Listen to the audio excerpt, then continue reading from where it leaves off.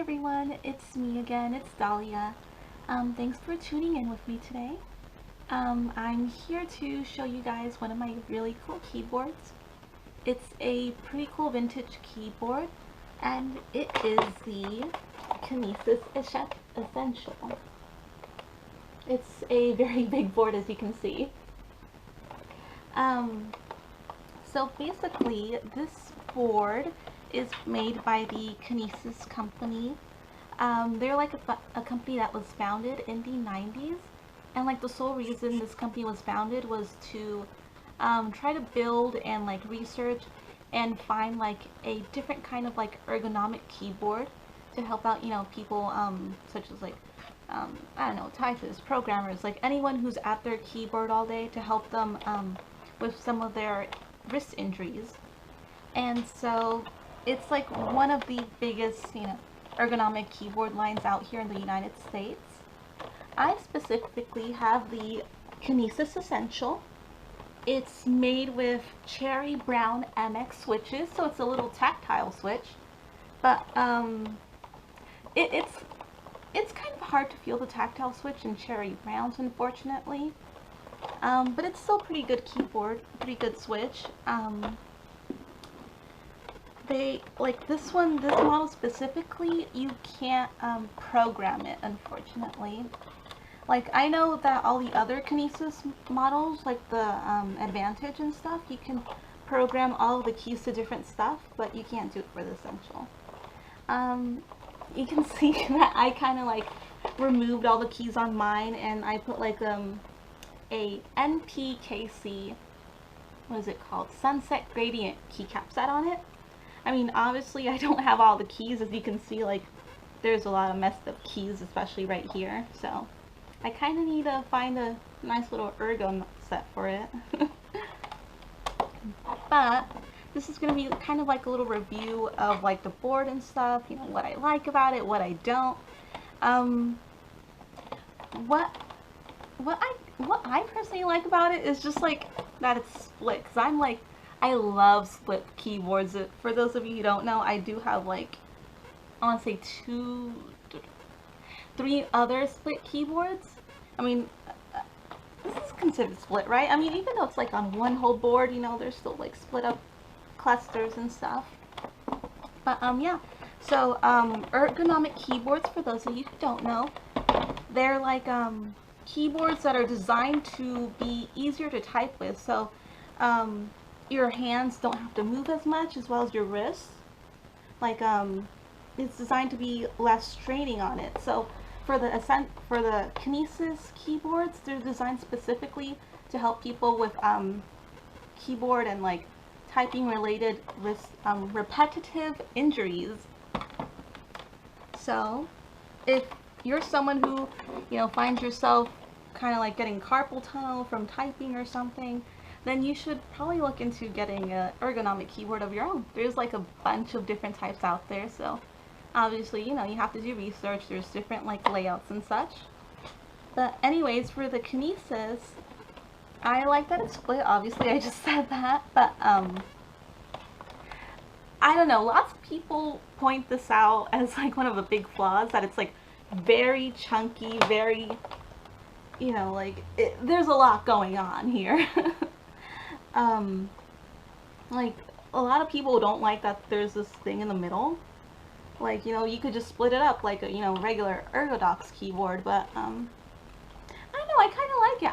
I like the feeling of big keyboards, you know, and this is mostly like a, you know, stay in your office kind of keyboard, not something you would lug around.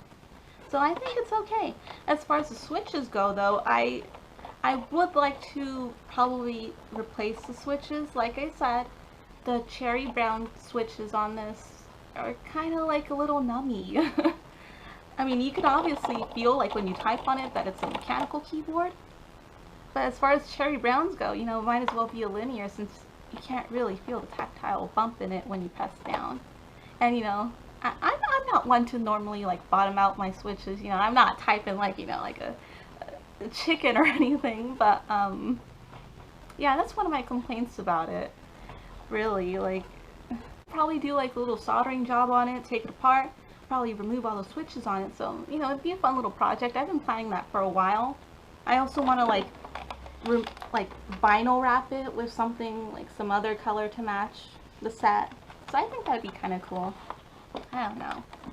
But as far as typing on it goes, it's a pretty smooth experience. As I said, it's an ergonomic keyboard. So when you're typing on it, your hands don't really move as much as they would on a regular, you know, like rectangular keyboard. And personally for me, it took maybe about, I want to say, 2 months or so to get used to typing on a split keyboard. And, you know, once I started typing on a split keyboard, I never looked back. One of my other keyboards is a Misto Barocco, so it's like 2 keyboards split apart, or 1 keyboard that's split into 2. And, you know, you can just type with different hands. You don't need to, like, cross over anything like you would on a normal keyboard. It feels way less cramped than typing on a normal keyboard as well. So I really like that, you know, because I don't know, I find myself getting older, and, you know, I just can't type as much or stay on the keyboard as much as I used to be able to, which is pretty sad, but, you know, that's why we have ergonomic keyboards, to help us out. Also, challenge for you guys, take a shot every time I say ergonomic. But yeah, my con is mostly that I just don't like the switches. But, you know, you can change that out with a little soldering, a little time, and it's not a bad keyboard. It's pretty big, pretty bulky. For those of you who don't like, you know, big bulky keyboards, you probably won't like this. But for those of you that are into, like, vintage keyboards, you'll probably love it. I think it's a cool addition to my keyboard collection. That's what I meant to say. But yeah, as far as how I got this, it's a pretty interesting story. So, I love to thrift shop, you know, before the quarantine I was always in a thrift shop, you know, maybe like once a week. And for those of you who don't know, Goodwill does have an online website that's kind of like eBay, where you just bid on everything if it's not set at a certain price. And I saw this keyboard, saw that, like, you know, they removed one of the keys and you could see it was a mechanical keyboard. And I decided to go into it, you know. After a couple days of bidding with other people, I managed to win it at the very last second. So that was pretty cool. But yeah, that's pretty much all I have to say about this keyboard. Sorry, I mean, I didn't do as much research as I should have, because like, my channel's not gonna be like a, you know, like, informative, you know, newbie friendly kind of thing. It's more just me talking about my keyboard, showing them off, you know, saying whatever comes to my mind.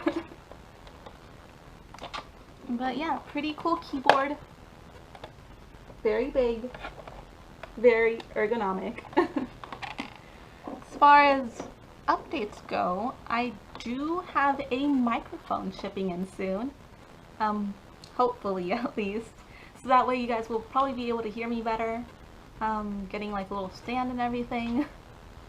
What else? I did finally get current with One Piece.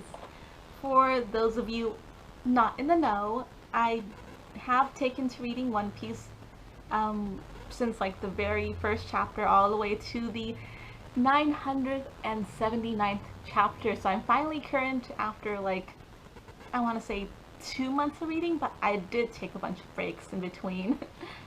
So it's been pretty cool.